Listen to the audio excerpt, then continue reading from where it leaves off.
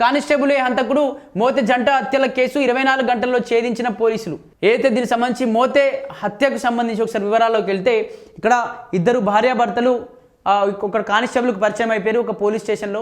ఆ కానిస్టేబుల్కి మోతేకి సంబంధించిన కానిస్టేబుల్ ఆ పరిచయం అయిపోయి వాళ్ళు ఆ కుటుంబం అంటే ఒక కుటుంబ పరిచయంగా మారిపోయింది. వాళ్ళు ఫోన్లు చేసుకోవడం, మాట్లాడుకోవడం, వాళ్ళింటికి వీళ్ళు వెళ్ళడం, వీళ్ళింటికి వాళ్ళు వెళ్ళడం లాంటివి జరిగినాయి.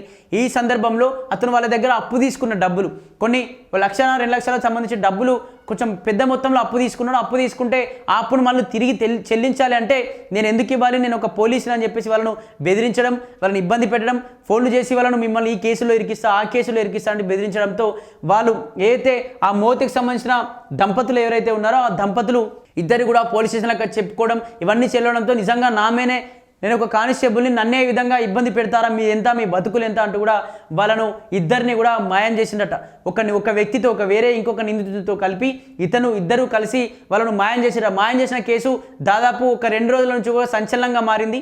దీనికి సంబంధించి అసలు ఎవరు చంపారు ఏంటి అని చెప్పేసి అదే మోత పోలీస్ స్టేషన్లో అయితే దీనికి సంబంధించి విచారణ కొనసాగుతుంది. కానీ అదే పిఎస్లో అదే కానిస్టేబుల్ ఈ విచారణను చేయడం ఎవరికి కూడా అంతు చిక్కలేదు. అసలు నిజంగా దీనికి సంబంధించి 48 గంటల్లోనే ఆ యొక్క కానిస్టేబులే చేశాడు. ఈ అంతకులని ఏదైతే కుటుంబ సభ్యులు మోతకి సంబంధించినటువంటి ఆ కపుల్స్ని ఆ భార్యాభర్తల్ని ఈ మోత కానిస్టేబులే ఆర్థిక లావాదేవీల కారణంగా చంపేశాడు, మట్టు పెట్టాడని చెప్పేసి తెలుసుకొని అతన్ని ఆ 24 గంటల్లో అరెస్ట్ చేసినట్టుగా ఈ సూర్యాపేట పోలీసులు అయితే చెప్తున్నారు.